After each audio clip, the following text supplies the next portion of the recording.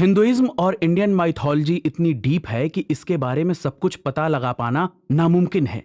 Hinduism की glorious history कई mysteries से भरी पड़ी हैं, जिसमें सबसे ज्यादा मिस्टीरियस हैं देवी देवताओं के अस्त्र और शस्त्र की कहानी। हिंदू माइथोलॉजी के कई स्क्रिप्चर और 4 वेदों में अस्त्र और शस्त्र का डिस्क्रिप्शन मिलता है। हिंदू धर्म में अस्त्र सुपरनैचुरल वेपन है जो कि स्पिरिचुअल और अकल्ट पावर यानी गुप्त शक्ति से चलते थे। इन्हें चलाने के लिए मंत्रों की पावर की जरूरत पड़ती थी। अस्त्रों और शस्त्रों का सबसे ज्यादा जिक्र रामायण और महाभारत के टाइम में मिलता है, क्योंकि रामायण और महाभारत में माइथोलॉजिकल हिस्ट्री के 2 ग्रेट बैटल्स हुए थे, जिसमें सबसे बड़े बड़े वॉरियर्स के बीच में जंग छिड़ी थी। रामायण में भगवान विष्णु के अवतार श्री राम और राक्षस राज रावण आमने सामने थे। लंका, जिसे आज हम श्रीलंका के नाम से जानते हैं, में भगवान राम और रावण के बीच करीब 33 दिनों तक युद्ध चला था, जिसमें दोनों तरफ से एक से बढ़कर एक अस्त्रों और शस्त्रों का इस्तेमाल हुआ था। भारत के इतिहास में अब तक के सबसे भयंकर महाभारत के युद्ध की अगर बात करें तो इसमें एक ही परिवार के फैमिली मेंबर कौरव और पांडव आमने सामने थे। महाभारत का यह युद्ध 18 दिनों तक चला था, जिसमें दोनों तरफ से ऐसे ऐसे अस्त्रों और शस्त्रों का इस्तेमाल हुआ था जिसने सब कुछ बर्बाद कर दिया था। पांडवों की तरफ से खुद भगवान विष्णु के अवतार श्री कृष्ण इस बैटल को लीड कर रहे थे। हालांकि भगवान कृष्ण ने खुद महाभारत के युद्ध में हथियार नहीं उठाए थे, लेकिन वो पांडवों के साथ हर पल खड़े थे। अर्जुन का सारथी बनकर वो इस बैटल पर पूरी नजर रखे हुए थे।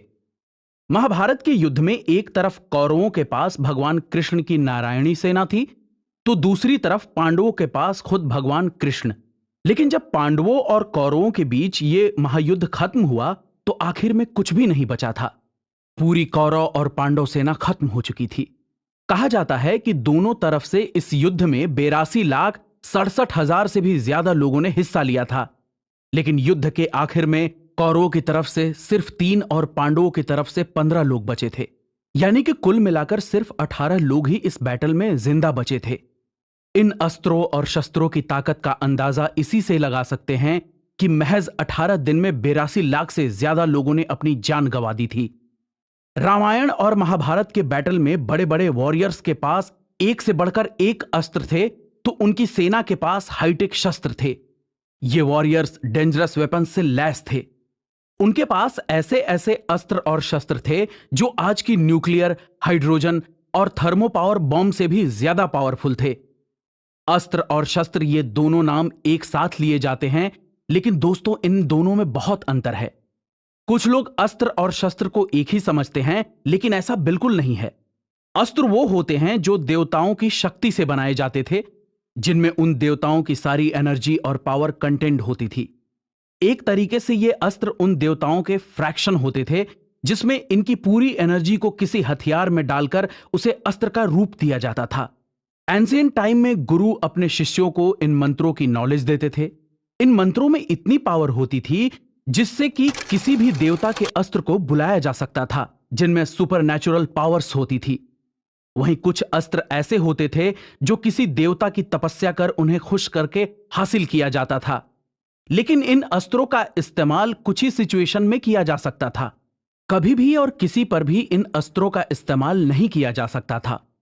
रामायण और महाभारत में ऐसे कई वॉरियर्स थे जिनके पास सभी देवताओं के अस्त्र थे।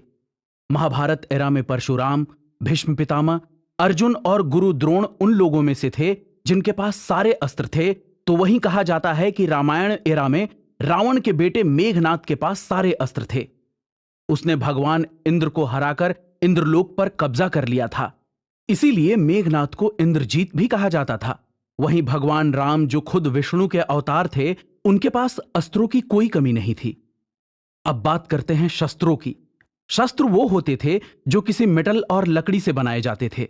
इन्हें बनाने के लिए पीतल, तांबा, सोना और चांदी का इस्तेमाल किया जाता था। ये वो हथियार थे जो किसी पर फेंके नहीं जा सकते थे। इनका इस्तेमाल हाथों से किया जाता था। तलवार, खप्पर, भाला और गदा जैसे हथियारों को शस्त्र कहा जाता था, जिनका इस्तेमाल उस समय युद्ध में किया जाता था। ज्यादातर इस तरह के हथियार सेना के पास होते थे जो आमने सामने की लड़ाई लड़ते थे। अस्त्रों की पावर अनलिमिटेड होती थी। उनके इस्तेमाल में एक ही बार में दुश्मन को खत्म किया जा सकता था।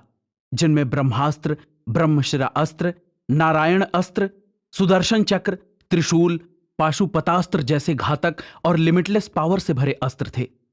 हमारे आने वाले एपिसोड्स में हम आपको इन अस्त्रों की पावर और इनकी एग्जिस्टेंस के बारे में बताएंगे। साथ ही ये भी बताएंगे कि आखिर देवताओं को इन सुपरनैचुरल पावर से भरे हथियारों की जरूरत क्यों पड़ी।